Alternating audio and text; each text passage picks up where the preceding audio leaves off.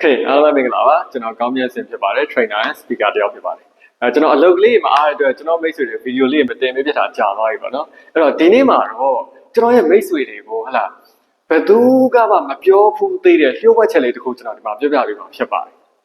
ဆိုတော့ဘာနဲ့ပတ်သက်တဲ့လျှို့ဝှက်ချက်လဲဆိုရင် public speaking နဲ့ပတ်သက်တဲ့လျှို့ဝှက်ချက်တစ်ခုဖြစ်ပါတယ်ဆိုတော့ public speaking လို့ပြောလိုက်တဲ့အတွက်ဒါကျွန်တော်ကလူရှိသူရှိမှာဟောပြောပွဲတွေမှာဟလာစာသင်တဲ့အခါမှာအရှိထွက်ပြီးတော့စကားပြောရတာမျိုးမဟုတ်ဘဲနဲ့ဟလာကျွန်တော်ကလူတစ်ဖက်သားနားလည်အောင်စကားပြောတဲ့အခါမှာဟလာတစ်ဖက်သားနားထောင်ခြင်းစပွဲဖြစ်အောင်ပြောတဲ့အခါမှာဘယ်လိုထိရောက်အောင်ပြောမလဲဘယ်လိုနားထောင်ခြင်းစပွဲကောင်းအောင်ပြောမလဲ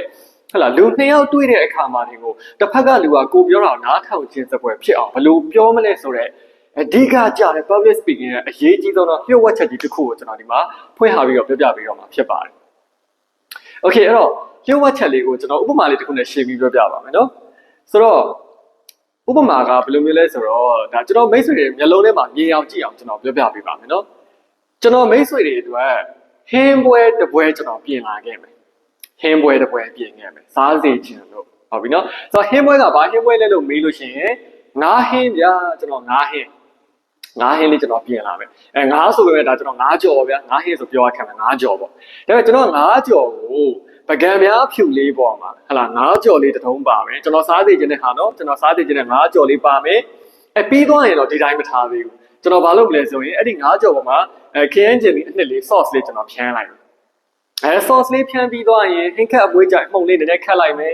ဟလာဘေးနားမှာကျွန်တော်တို့ဟလာကြက်သွန်နီလေးတွေနဲ့ကျွန်တော်ပူစီနဲ့အရွက်ကလေးတွေပါလေးနဲ့ပေါ့ဗျာနော်အရွက်အစိမ်းလေးတွေနဲ့ကျွန်တော်အလှဆင်လိုက်မယ်တကယ်ကိုလှပတဲ့စားချက်စပွဲကောင်းတဲ့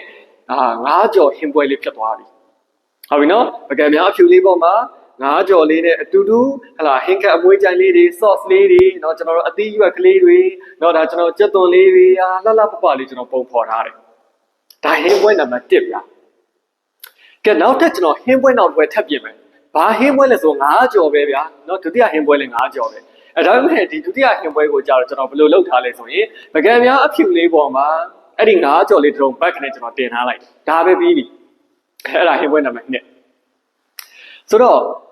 ့ကျွန်တော်အနေနဲ့အဲ့ဒီပကံများနှစ်ချက်ကင်လာပြီဟင်းပွဲနံပါတ်1ရယ်ဟင်းပွဲနံပါတ်2ကယူလာပြီးတော့အခုကြည့်နေတဲ့ကျွန်တော်ရဲ့မိတ်ဆွေတွေကဲဟင်းပွဲနှစ်ပွဲတွေကတစ်ပွဲကိုရွေးပါလို့ကျွန်တော်ပြောလိုက်မယ်ဆိုရင်ဘယ်ဟင်းပွဲကိုရွေးမလဲကျင်းလေပေါင်းနံပါတ်1ဟင်းပွဲကိုပဲကျွန်တော်ရွေးမှာဖြစ်ပါတယ်ငါးကြော်ခြင်းအတူတူเนาะကျွန်တော်စားစီခြင်းနဲ့ငါးခြင်းအတူတူကျွေးခြင်းနဲ့ငါးခြင်းအတူတူကိုတော့မှဟင်းပွဲနံပါတ်1ကိုပဲရွေးကြတယ်ကဲဆိုတော့ဟင်းပွဲနံပါတ်1ကိုဘာလို့ရွေးတာလဲလို့ကျွန်တော်ပြန်မေးကြည့်တဲ့အခါမှာအကုန်လုံးရဲ့အဖြေကတပုံစံနဲ့ပဲဘာဖြစ်လို့လဲဆိုတော့ဟင်းပွဲနံပါတ်1ဟာစားခြင်းစပွဲလေးဖြစ်နေလို့ဖြစ်ပါတယ်စားခြင်းစပွဲဖြစ်အောင်အလှဆင်တာလို့ဖြစ်ပါတယ်မိတ်ဆွေတို့ခင်ဗျာ public speaking လို့ခေါ်တဲ့လူတွေအရှိမစကားပြောတယ်တစ်ဖက်သားစိတ်ဝင်စားအောင်ပြောတယ်ဆိုတာဟာဒါနဲ့အတူတူပဲဖြစ်ပါတယ်ဒါလျှို့ဝှက်ချက်ပါဆိုတော့ဘယ်လိုမျိုးသွားပြီးသက်ဆိုင်နေလဲကျွန်တော်ပဲပြမယ်အခုကျွန်တော်ပြောချင်တဲ့အကြောင်းအရာအခုထားပါတော့ဗျာကျွန်တော်မိတ်ဆွေတွေကိုကျွန်တော်ဗီဒီယိုလေးနဲ့ဟာလာ public speaking ဆိုတဲ့အကြောင်းကျွန်တော်ပြောပြီးအဲ့တော့ကဲမိတ်ဆွေတို့ရေဒါဟာ public speaking ဖြစ်ပါတယ်လို့ဒဲတိုးကြီးကျွန်တော်ပြောတာထက်ဟုတ်ပြီနော်ပကံများအဖြူပေါ်မှာငါးကြော်လေးပြစ်တင်တယ်လို့မျိုးဒဲတိုးကြီးပြောတာထက်စာရင်ဒီ public speaking ဆိုတဲ့အကြောင်းလေးကိုကျွန်တော်ကဟင်းခက်အမွေးကြိုင်လေးထည့်တယ်လို့ပုံမြင်လေးထည့်ပြောမယ်ဗျာနော် sauce လေးဖြန်းလိုက်တယ်လို့ဥပမာလေးထည့်ပြောမယ်ဗျာနော်အဖေကနေအသီးရွက်လေးနဲ့အလှဆင်တယ်လို့မျိုးဖြစ်ရမှန်လေးကျွန်တော်ထည့်ပြီးပြောလိုက်မယ်ဆိုရင်တကယ်ကိုနားထောင်ခြင်းစပွဲကောင်းတဲ့